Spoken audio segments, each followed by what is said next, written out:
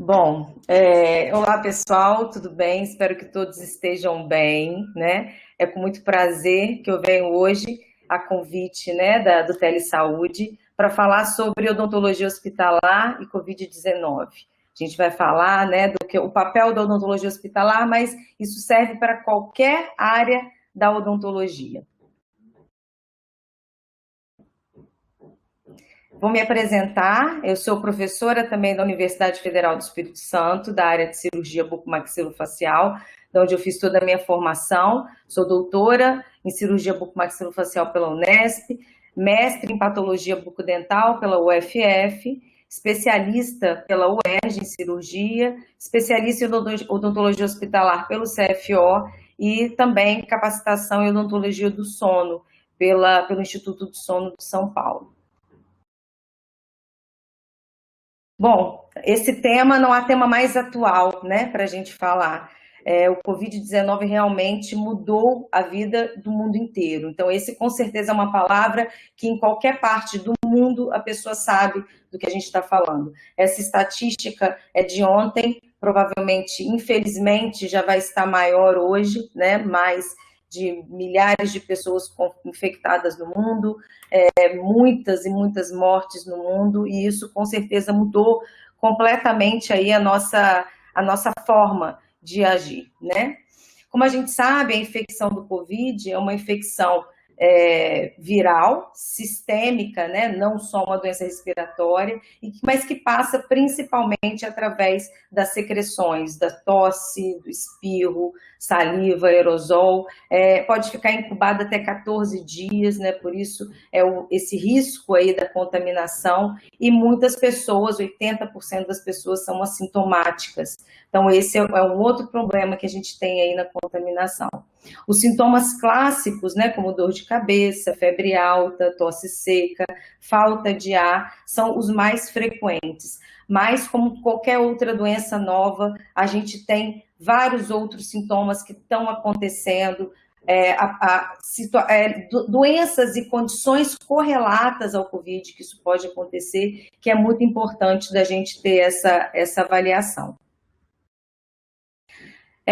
O isolamento social, com certeza, é o principal fator, né, de proteção que a gente tem. Então, até que se consiga chegar realmente a um consenso sobre a melhor forma de tratar, o isolamento, sim, é a melhor forma da gente evitar a contaminação, né? A higienização das mãos, o uso de máscaras agora de forma obrigatória e mais organizada, tudo isso vem sendo, né, muito sedimentado. Eu queria falar um pouquinho sobre a odontologia hospitalar e o papel da odontologia, né, nisso, na pandemia, na avaliação e no tratamento desses pacientes. Acho que muitos de vocês trabalham em unidades de saúde, né, sejam elas ambulatoriais ou hospitalares, a gente tem um papel muito importante. A odontologia hospitalar, ela começou nos Estados Unidos, na América do Norte, em meados do século XIX, né, com pouca força, e foi se sedimentando ao longo dos anos e se só tornou legitimada no Brasil em 2004, né? Hoje é uma especialidade dentro da odontologia. Eu tenho o título, né, de especialista em odontologia hospitalar pelos todos os anos, 20 anos que eu exerci a odontologia dentro do ambiente hospitalar. Mas a gente sabe que hoje a odontologia hospitalar não é a cirurgia bucomaxilofacial, são especialidades distintas, com objetivos distintos, então é muito importante esse engajamento. Em 2008, o primeiro estado que instituiu a obrigatoriedade de um dentista junto à equipe foi o Rio de Janeiro. Então, isso é muito importante. A gente teve uma enxurrada de publicações, né, sobre o Covid-19. Toda vez que a gente tem uma coisa nova, né, e essa pandemia foi uma coisa nova, a forma que a gente tem nos dias atuais é a publicação. Mas com isso, a gente teve muitas interpretações e formas diferentes de se avaliar isso. Então, a gente tem que começar, sim, fazendo uma avaliação do que o mundo está falando, do que está sendo publicado em relação ao Covid-19, para que a gente possa, então, colocar isso para o nosso dia a dia, né? Por que o dentista, o profissional de saúde bucal, ele é tão importante nisso. A gente sabe que a via de entrada é a boca, o nariz, os olhos, as mucosas, né? Porque o vírus, ele tem um tropismo de ligação por um receptor que é da enzima conversível de angiotensina, que é o ECA, e que você tem em várias partes do corpo, né? Mas muito pronunciado na região da boca, da língua. Então, nós somos um profissional que lida, né, com esse tipo de contaminação muito grande. Então, a gente sabe que aqueles profissionais que lidam direto com pacientes doentes e os profissionais dentistas são que têm uma grande chance aí de contaminação por lidar com essas secreções diretamente. O COVID, ele tem é uma doença sistêmica, né? Ele vai entrar pelo organismo através das membranas mucosas, da mucosa nasal, oral ou ocular, mas ele vai envolver todo o corpo. Então, ele não é apenas uma doença respiratória, mas o cérebro, né? Então, muitas vezes o paciente queixa-se de dores de cabeça muito intensas, a pele, muitas vezes essas alterações vasculares causando urticária, petequias, aumentos de formações eruptivas, coração, rins, intestino, sistema vascular, pâncreas, fígado, isso é, o COVID é uma doença sistêmica, né? E como toda doença sistêmica tem um envolvimento e precisa dessa interação multidisciplinar. E com certeza o coronavírus, então seja um atendimento odontológico ambulatorial, dentro do consultório, dentro de um posto de saúde ou dentro de um hospital, com certeza esses protocolos eles vieram a ser mudados, né? Então vocês devem ter visto, né, algumas aulas sobre como é essa disseminação e qual é o papel do dentista, né, na disseminação do vírus para todas as regiões, então muitas vezes para os ambientes, para a cadeira, para as pessoas que estão ao redor, né? E um grande vilão que a gente tem aqui dentro do nosso consultório é a caneta de alta rotação, né? São os instrumentais que geram a aerosolização e com isso você tem aí uma rota de transmissão muito grande e um envolvimento muito grande. Então, a gente sabe que num raio até de 6 metros, você consegue identificar as partículas virais, né, por dispersão.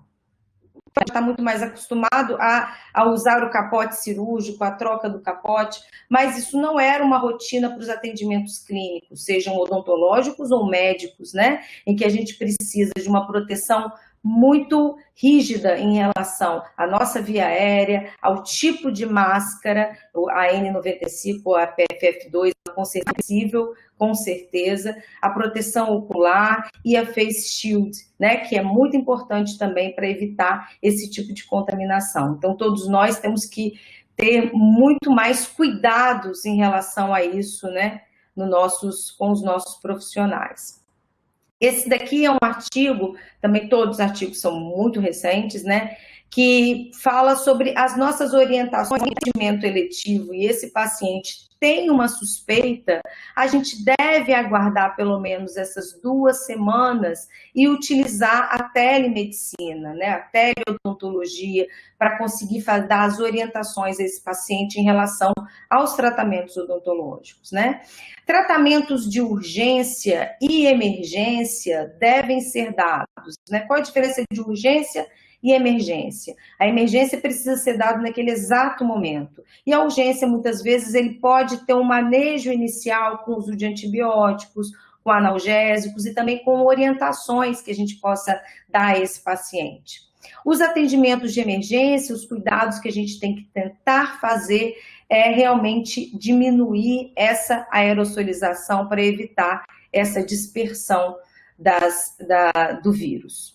Esse daqui foi um dos primeiros artigos, se eu não me engano foi o primeiro artigo, é um artigo francês, de Lyon, da França, que mostrou um artigo de relato de caso clínico, a grande maioria que a gente tem são relatos de caso clínico, que mostrou, né, uma pessoa, um paciente, 45 anos, feminina, que apresentava uma úlcera bem dolorosa aqui no dorso da língua e também uma alteração avermelhada, né, um eritema no dedão do pé, né?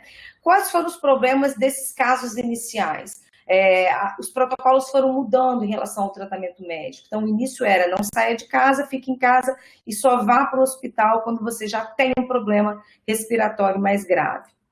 Então, esses pacientes mandavam essas fotos aos médicos, aos profissionais. Então, as fotos eram de qualidades ruins e, principalmente, não era feito nenhum tipo de coleta de material para saber que tipo de lesão era realmente essa. Será que é uma lesão realmente causada pelo vírus ou é uma lesão oportunista, já que o sistema imunológico desses pacientes certamente estão aí abalados, né?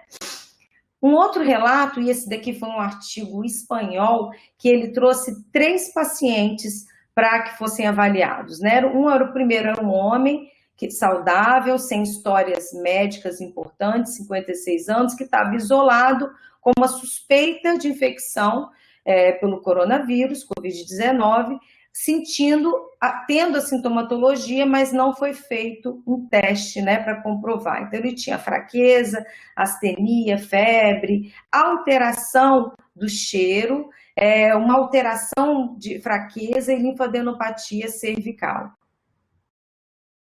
Então, o que foi observado, né? Então, foi feito só telemedicina para ele. Ele tinha lesões na mucosa bucal, que eram lesões... Essa foto é a foto do artigo, gente, desculpa a qualidade, né? Eram lesões ulceradas, bem dolorosas, nessa região do palato, e que teve a remissão depois de ser utilizada, né, o valaciclovir e também os bochechos com clorexidina, tudo isso por orientação pelo telefone, né? Aí a gente fica pensando, nessa época, e isso foi em abril, bem no início de abril, a gente fez uma teleconferência, uma live com um grupo de patologia do Fundão, e a gente estava conversando exatamente sobre isso, né? Essas lesões que não puderam ser avaliadas, será que realmente são lesões primárias do Covid ou são lesões oportunistas? Então, isso é muito clinicamente semelhante a uma recidiva do herpes intraoral, né? Que é causado pelo herpes vírus, mas nesse tipo de relato a gente não teve como ter essa constatação porque não foi feito nenhuma coleta desse material. O segundo paciente desse mesmo artigo era um paciente também com uma queixa de dor no céu da boca, no palato, estava isolado, né? E a esposa tinha sido diagnosticada com Covid-19. A mesma coisa, a gente observa aqui, ó, várias lesões ulceradas, né? A gente observa que essas ulcerações na mucosa, elas têm uma placa de fibrina, né, por cima, então a mucosa ela não forma crosta, mas ela tem essa placa fibrinolítica em cima, e essas áreas ao redor bem avermelhadas, né, que tem uma imagem sugestiva, né, parece uma infecção oportunista aí pelo herpes, mas também esses casos a gente não teve, né, não teve um diagnóstico, não foi conseguido fechar esse diagnóstico por causa da não coleta desse material. A paciente 3 desse mesmo artigo já é uma mulher de 65 anos, que tem hipertensão arterial sistêmica, língua, e foi diagnosticada com pneumonia e foi hospitalizada, né, pelo Covid-19. Essa paciente, após o início da medicação, e ela fez na época o coquetel foi de azitromicina, hidroxicloroquina, remdesivir, de pneumonia causado pelo Covid, né, e uso também de corticoide. Então, após essa condição, ela começou com esse quadro, né, então, um vermelhidão em todo o corpo, e na boca umas lesões, né? Uma semana depois disso, umas lesões intrabucais, né? Esse quadro foi diagnosticado, né, como um eritema multiforme maior. Então, o eritema multiforme é uma condição imunologicamente mediada e que tem uma sintomatologia intrabucal importante, principalmente aqueles que são chamados de eritema multiforme maior, ou eritema multiforme que envolve as mucosas, né, que é o EMM. Então, tem sim, com certeza, né, uma correlação aqui a essas lesões bucais, né? Mas será que o vírus é que leva a estimulação, né? A gente sabe que não só infecções virais podem desencadear esse tipo de doença imunomediada, né? Como o Covid também pode fazer e ser mais um outro complicante em relação à saúde desse paciente.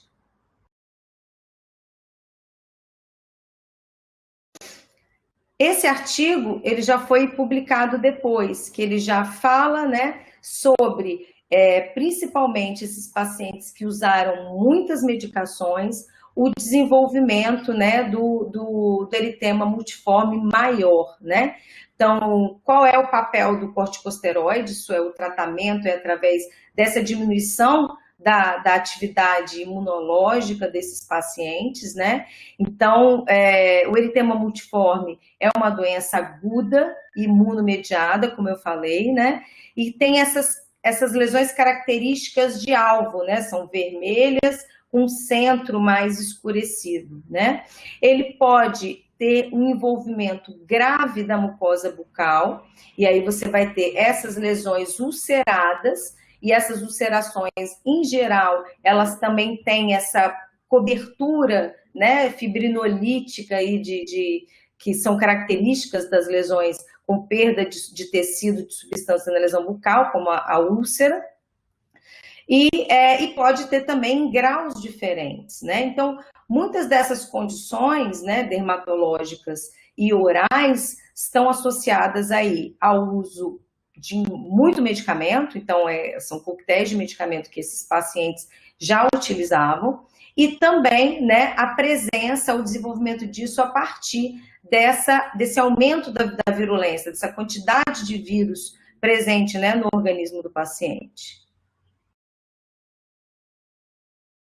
Esse daqui foi um atlas que saiu, espanhol também, falando sobre as classificações das doenças cutâneas em relação aos pacientes internados. Então, esse atlas, eu acho que ele está disponível aí online para ser acessado, ele mostra 375 casos de pacientes com lesões dermatológicas, com diferentes tipos de manifestações dermatológicas e infectadas, né, pelo Covid-19.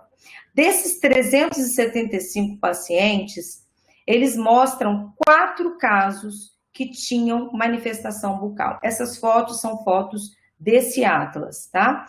Se vocês aproximarem aí a tela de vocês, vocês vão ver que aqui, bem na transição entre o palato duro e o palato mole, existe uma área mais avermelhada, parece uma vesícula, mas o aspecto pode ser muito tênue, nessas vesículas intrabucais, elas não perduram, então até as lesões que são inicialmente vesiculosas, elas não ficam por muitas horas, né, como vesículas, e essa área mais avermelhada, né, nessa região de palato. Isso lembra muito, sim, as infecções secundárias que a gente tem por herpes, né? É muito parecido clinicamente com isso. Esses outros pacientes, eles tinham esse aspecto do palato de vários pequenos pontos avermelhados. A gente chama isso de petequias, né? Que são pequenos pontos de extravasamento de sangue, principalmente na mucosa, pode ocorrer na pele ou na mucosa, e isso tem a ver com essa fragilidade maior capilar. Então, algumas doenças hematológicas cursam com isso, e algumas condições em que o sistema vascular periférico ele fica mais fragilizado, como na alteração vascular causada pelo Covid, isso pode aparecer, né? É claro que isso pode ser até decorrente de uma tosse abrupta, né? Então, a pessoa que está contaminada, ela tem uma tosse muito forte e essa tosse pode levar a formações dessas petequias também. A gente não pode, né, deixar de ser uma hipótese. Esse é o terceiro caso desse atlas, que mostra aqui também, né, essas áreas aqui de petequias, várias áreas, um paciente aqui, todos eram pacientes hospitalizados e que tinham esses vários pontos avermelhados, né, na mucosa bucal. E todos eles com uma associação também às lesões dermatológicas, né? E aqui, o último caso que tinha no Atlas, então a gente vê essas lesões aqui intrabucais, né? Então, se a gente for analisar, são 375 pacientes, desses só 4 tinham algum tipo de manifestação bucal. Então, as manifestações bucais em pacientes doentes, a gente não está mais questionando a etiologia delas, a gente está falando da prevalência delas, é menor, né? É menor do que as alterações dermatológicas que esses pacientes com Covid podem apresentar. E esse artigo é de um grupo de São Paulo, se eu não vou falar, senão eu posso esquecer, São Paulo, e um centro de Brasília, e que começaram a estudar, né, sobre esses sinais e sintomas das manifestações bucais. Isso é, as lesões orais do Covid são realmente iniciais ou são manifestações secundárias de alterações, né, importantes? Então, esse grupo, ele começou publicando esse caso de um paciente ainda no início da pandemia, nos primeiros meses, abril e maio, em que a gente ainda tinha como fator de predisposição ter feito uma viagem para o exterior, né? Um homem, né, de 67 anos de idade, com essa história de cruzeiro, né, pela costa brasileira, iniciou com sintomas respiratórios progressivos, com falta de ar, dispneia, febre, diarreia, e relatou também uma hipogeusia, que é uma alteração do paladar. A gente vai falar um pouquinho mais sobre isso. A lesão apareceu 10 dias após o início do sintoma. Então, ele já iniciou com um quadro de hipogeusia. 10 dias depois do início dos sintomas, quando ele estava, né, já hospitalizado, ele começou com essas lesões aqui, ó.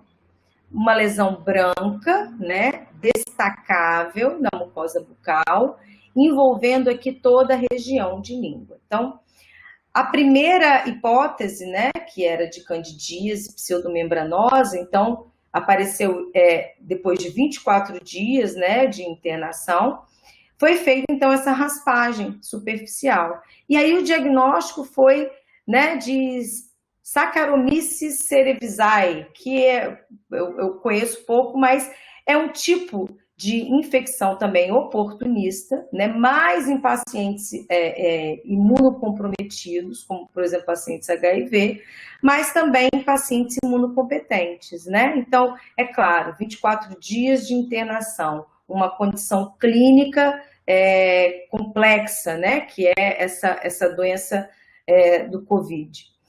Esse paciente continuou, foi feito então um tratamento com antifúngico, e aí ele, no 39º dia, ele começou com esse quadro aqui, que é um quadro muito frequente, né? Quem faz atendimento clínico, ambulatorial, com certeza já se deparou com isso em algumas situações, algumas vezes, né? Então, essas áreas de despapilação da língua, com formatos irregulares, que a gente chama de língua geográfica, ou glossite migratória benigna, né?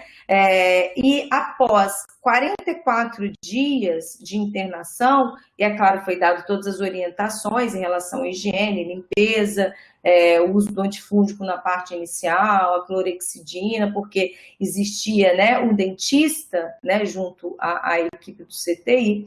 Esse paciente, ele teve alta, ainda com um quadro bem leve aqui, né, associado à língua geográfica ou glossite migratória benigna. Então, a gente sabe que a língua geográfica ela tem um componente muito importante pelo estresse, pela ansiedade, né, por essas alterações causadas, né, pelo medo e pela ansiedade, é muito importante. Então, esse artigo, ele conseguiu, nesses casos, fazer um diagnóstico um pouco mais aprimorado através, né, de citologia esfoliativa, conseguiu se identificar, né, a presença dessas lesões correlatas. E também mostra a importância do dentista como parte dessa equipe multidisciplinar no atendimento desses pacientes críticos no CTI, né? Então, é muito importante esses cuidados, porque essas manifestações bucais, elas podem ser muito desconfortáveis e muito complexas, né, em relação também à sintomatologia para o paciente. E esse mesmo grupo, ele fez, então, o que a gente fala que está lá em cima no topo da pirâmide, né, que é a revisão sistemática, né. Então, agora, para as lesões bucais, a única coisa que a gente tinha até então eram os relatos de casos clínicos, que até então eram...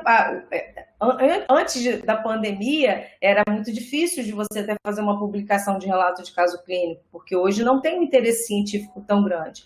Mas com a pandemia, isso foi disseminado, né? Então, eles fizeram, esse foi o primeiro estudo, ele saiu agora no final do mês, se eu não me engano, foi logo no início de setembro ou no final do mês de agosto, e ele faz uma revisão sistemática sobre pacientes, né, de todos esses artigos publicados, é claro que tem um critério aí de inclusão, de exclusão desses artigos, em 10.228 pacientes com Covid-19, né, que tinham lesões bucais.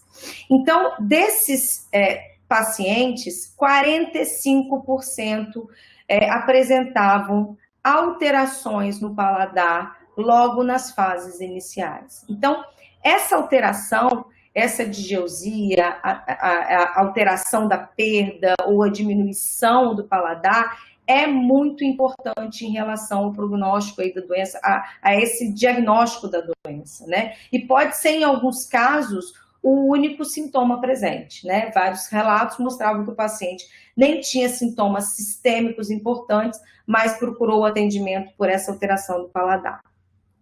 O olfato também, ele pode ser de uma forma direta, né, claro, pela invasão e pela ligação do vírus, né, na mucosa nasal e pela congestão e processo gripal que o vírus causa, né, em que você tem essa alteração aí de permeabilidade, secreção e tal nasal, e também pode secundariamente alterar o paladar. Mas o que foi visto nesse artigo é que grande parte desses pacientes não tinham esses sintomas importantes de congestão nasal, o que poderia prejudicar, né? Quando a gente fica, às vezes, resfriado, a gente fica com o paladar também, né, alterado, né? Então, isso foi realmente significativo, né, esses quadros. A hipogeusia, né, que é o paladar diminuído, foi em 35%. A geusia, que é o paciente não sentiu gosto de nada, né, 24%. E a digeusia, que é um paladar alterado, não tem a mesma percepção, né, do doce e do salgado, também em 38%. Então, essa alteração, ela é significativa, ela deve ser avaliada e deve ser um dos nossos questionamentos, né, também nos nossos atendimentos aí no serviço de saúde, né?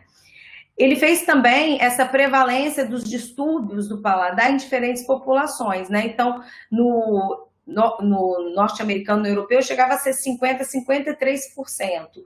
E nos asiáticos, 27%, né? Então, ele pode explica isso pelos hábitos, talvez, alimentares, né? Deles que são um pouco mais apimentados, né? E eles têm essa dificuldade aí na percepção da alteração do paladar um pouco mais tardia, né?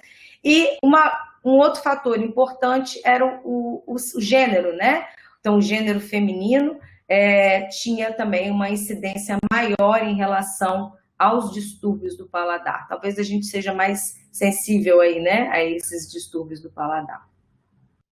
Essa explicação, ela tem algumas teorias para isso, né? Então a gente sabe, eu falei lá no início da aula, né, que o SARS-CoV-2 ele tem essa ligação direta nos receptores da enzima conversante de angiotensina, que é o ECA, e uma alta expressão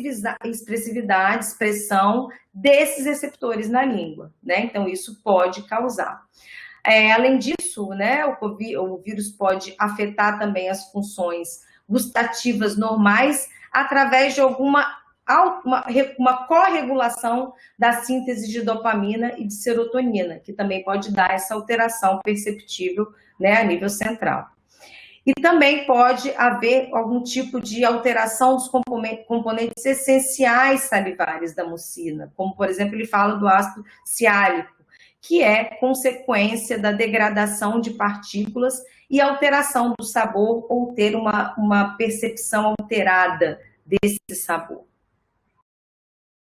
Então, esse artigo foi um divisor de águas, né? Então, eu estava já fazendo um estudo, a gente vem estudando muito, né, desde o início da pandemia, mas, como eu falei para vocês, lá no início que a gente fez alguns fóruns, alguns debates, a gente já tinha essa impressão de que essas lesões bucais, elas poderiam não ser iniciais da lesão, né? Mas com esse artigo a gente consegue evidenciar cientificamente que as alterações de paladar, sim, são primárias da doença e estão associados aos pacientes até numa porcentagem maior do que outros sintomas que eles podem ter, né? Um outro ponto importante é que as lesões da mucosa oral foram descritas em poucos relatos de caso, então não é tão incidente, por exemplo, quanto as lesões dermatológicas. E que apresentavam todos esses mais de 10 mil casos documentados, aspectos clínicos muito diversos. Ora, úlceras, bolhas, máculas, áreas vermelhas, placas esbranquiçadas, com quantidades, colorações e localizações diferentes. O que isso é importante? É um padrão muito divergente de lesão para ser causado por um único vírus, o que colabora muito mais com a ideia de que o vírus altera a nossa imunidade e nos predispõe a outras condições aí importantes. Então, essa hipótese de co-infecções, realmente, em pacientes que estão com comprometimento da imunidade ou por reações adversas a esses coquetéis de medicamento que os pacientes geralmente usam, são muito fortes, né? É claro que vão sair ainda outras pesquisas, essa é a primeira dessas revisões sistemáticas. Então, dessa forma, é muito importante ressaltar o exame clínico bucal dos pacientes, né, com essas doenças e fazer, sim, né, o suporte delas no controle da dor, no tratamento, na qualidade de vida, porque os medicamentos e os coquetéis utilizados no tratamento do COVID não serão os mesmos utilizados para o tratamento dessas outras lesões, né? A possibilidade de serem co-infecções é muito grande. Então, como conclusão, nesse artigo, né, a gente observa que os sintomas orais, eles não são tão frequentes quanto são descritos no COVID, né? Um pequeno número, né, de estudos relatam, né, isso em relação à quantidade de contaminados, né? É importante ressaltar, né, essa prevalência das alterações gustativas, que é muito grande e que aí sim tem uma correlação com a doença de forma importante, né? Existiu também essa maior incidência no sexo feminino em relação a essa alteração de paladar, né? E importante também essa equipe, né, multidisciplinar, se tratando e se avaliando esses casos que podem ser de co-infecções, né, associadas aí à imunidade, ao uso de medicamentos e às reações, né, causadas pelo tratamento do COVID. Além disso, para nós profissionais, então assim, eu estou falando aqui das lesões, e a gente vai falar um pouquinho mais, né, daqui a pouquinho sobre essas lesões de maior prevalência. Claro que pode não ter lesões, mas o fato de não ter lesões não quer dizer que esse paciente não está contaminando o dentista e outras pessoas, né? Então, a saliva é uma fonte muito importante, mas a quantidade de lesões bucais, elas não são tão grandes. É claro que esse isolamento social, ele trouxe uma outra vertente para os pacientes, não pacientes hospitalizados em si, né? Porque eles estão num patamar de gravidade maior, mas a todos nós, né? Pelo estresse, pelas incertezas, pelo medo, pela ansiedade, pelo isolamento social. Então, os casos de alterações de bruxismo e desordens temporomandibulares aumentaram muito na pandemia, né? Esse daqui foi um artigo logo no início, né? Mostrando, né, que o impacto do Covid em relação ao bruxismo e as desordens temporomandibulares. Por dois motivos importantes, né? Primeiro que é claro que a tensão e o estresse, ele gera mais contratura, dor e a DTM muscular, que a gente chama, mialgia, pode estar associada. E uma outra coisa importante da gente avaliar nesses nossos pacientes é a utilização de medicamentos para controle de ansiedade.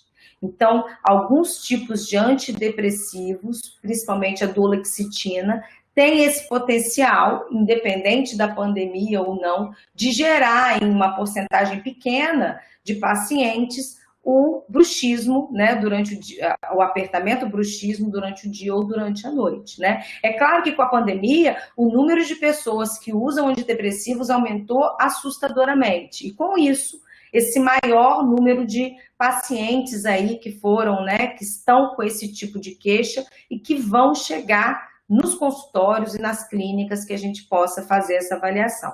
É claro que em relação à medicação, a gente tem que conversar com o médico, o psiquiatra, para ver a possibilidade de troca, né? Porque muitas vezes a troca do medicamento vai causar um transtorno maior ao paciente. Então, o controle daquele bruxismo, utilizando métodos de controle de ansiedade, também métodos intervencionistas, podem ser necessários. E esse artigo foi um artigo que eu publiquei junto com um grupo da Universidade Federal Fluminense, na Brazilian Dental Science, que fala sobre exatamente isso, né? Qual é esse guideline que a gente deve seguir para altos cuidados dos pacientes durante esse período de pandemia. Então, a gente avalia que vários métodos, né, de relaxamento, métodos que envolvam mindfulness, orientações são importantes, que você pode fazer, e nós lançamos esse artigo no momento ainda que o isolamento ainda estava muito mais rigoroso do que hoje, e podem ser feitos através, muitas vezes, de orientação verbal, de leitura, de orientação dos pacientes, né? E também métodos farmacológicos ou intervencionistas, como a confecção de placas, né, para evitar apertamento, bruxismo, também devem ser, né, orientados. Esse artigo, ele está na íntegra, quem tiver interesse, eu vou deixar no final da aula aqui a minha página no Instagram, e a gente tem lá esse artigo na íntegra e também um manual que nós fizemos um projeto de extensão sobre esses altos cuidados de orientação aos pacientes. Então, você pode mostrar isso, ler e orientar o seu paciente em relação a isso. Eu vou trazer alguns casos que eu atendi durante esse período, né? Então, esse é um caso de uma paciente jovem, né? E foi feita a coleta de material e um caso de estomatite herpética primária. Então, o herpes vírus tipo 1, ele, na grande maioria das vezes, ele não tem esses sinais iniciais da infecção, né? Que é esse quadro de dor aguda, né? E se você observar essas áreas avermelhadas, né, ela se assemelha a muitos desses artigos que a gente mostrou, né, os artigos iniciais em que os pacientes estavam em casa e não tinham como fazer essa coleta e essa avaliação. Então, essa paciente, ela foi tratada, né, durante uma semana com uso de antifúngicos e clorexidina, e 5, 7 dias depois ela já tinha, né, um quadro de resolução. O quadro mais frequente que a gente tem da recorrência do herpes é através do o herpes labial, né, que são essas vesículas que acontecem na cavidade bucal. Na grande parte das vezes a gente já avalia a lesão em forma ulcerada, que é muito mais frequente, né? E tem esses períodos de repetição e esses quadros de agudização devido ao estresse ou à baixa de imunidade ou uso de medicamentos, né? Então, esses pacientes, de uma forma geral, quando ele já teve algumas recorrências, eles têm aqueles sinais prodrômicos. Ele sente uma dor no local, um formigamento, umas fisgadas, depois uma área eritematose, então se forma a vesícula. Se a gente olhar esse quadro, que é a outra forma da recorrência do herpes, que é a intraoral, né? Ela está muito parecido com aquele artigo espanhol que eu mostrei lá no início, né? Dos dois primeiros casos, áreas ulceradas em região do palato. Então, qual é a diferença entre a herpes primária, infecção primária, e a recorrente? A primária acontece na boca inteira. Gengiva, palato, língua, lábio, né? E a recorrente tende a acontecer lábio ou em mucosa aderida ao osso. E a região do palato é a região realmente mais acometida, né? Essas lesões intrabucais tendem a ser menos dolorosas do que as lesões do lábio. E as lesões do lábio podem ter tamanhos diferentes. Elas sempre seguem ali, né, a linha do nervo trigêmeo. Então, esse outro caso a gente mostra aqui, né? Então, perdão. De herpes também, em região de palato. E um outro quadro que pode acontecer quando você vê uma lesão muito extensa, muito dolorosa, é o herpes zoster, né? Que é um herpes tipo 3, que é o vírus varicela zoster. Então, ele é um retorno da catapora em pessoas que tiveram sintomáticas ou não, e é muito menos frequente, mas está aí mais associado a esses quadros que você tem uma baixa muito significativa da imunidade, né? Então, você pode ter sempre essas lesões respeitando o nervo que ela acompanha e a linha média. Então, a gente observa que as lesões, elas envolvem, né, que podem ser o palato, o lábio, mas elas respeitam essa área da linha média, né? Então, a pele, a gente tem, né, esse aspecto. O herpes zoster era chamado no passado de cobreiro, né, porque se achava que era o trajeto de uma cobra que tinha passado no rosto, né, da pessoa naquele período, porque ele faz um trajeto realmente, mas ele fica ali latente, né, no gânglio trigeminal, e depois ele tem esses períodos de imunidade que podem ter essa condição. E as aftas, né, que também podem estar associados aí a alterações de estresse, de imunidade, de alterações estomacais, né, pelo uso de medicamentos. Então, você pode ter quadros isolados, né, de aftas, ou quadros maiores, que são as estomatites aftosas maiores, né, essa também é chamada de doença de Sutton, em que o paciente, em geral, ele tem esse histórico de fazer essas lesões maiores, né, o tratamento. Eu não entrei muito em detalhes aqui, mas pode necessitar de ser até o uso de medicação sistêmica quando você tem uma dor, né, muito aguda. E um outro quadro importante, que pode acontecer bem menos frequência do que o herpes que eu mostrei para você, tipo 1, labial, em palato, são essas aftas do tipo herpetiforme, né, que são várias pequenas aftas, e o paciente também muitas vezes são condições imunomediadas em pacientes que usam medicamentos ou que são muito estressados e têm durante períodos, né, de alteração da imunidade. Então, é muito importante, e nós fazemos parte dessa equipe multidisciplinar, né, hospitalar. Então, a gente tem que estar não só no hospital, mas dentro das clínicas, dos ambulatórios, né, nas equipes de saúde, participando junto com os outros profissionais, para que a gente possa ter um atendimento melhor desse paciente, né? E essa equipe multidisciplinar, ele traz essas responsabilidades, né, que devem ser compartilhadas entre todos esses profissionais, médicos, dentistas, equipes, e essa integração na área de saúde vai fazer com certeza que a gente seja profissionais mais completos, mais preparados e também com um tratamento melhor e mais global para o nosso paciente. Essa daqui é a minha casa, né? Então, o CCS, eu estou aí à disposição para vocês. Eu estou deixando aqui o meu agradecimento pelo convite, fico lisonjeada de estar participando desse programa tão importante na formação dos nossos profissionais da saúde. E esse é o QR Code, é um link, vocês podem fazer um print. E se tiverem alguma dúvida ou quiserem acessar alguns desses materiais que eu posso disponibilizar, vocês podem entrar em contato comigo pela página do Instagram. Muito obrigada.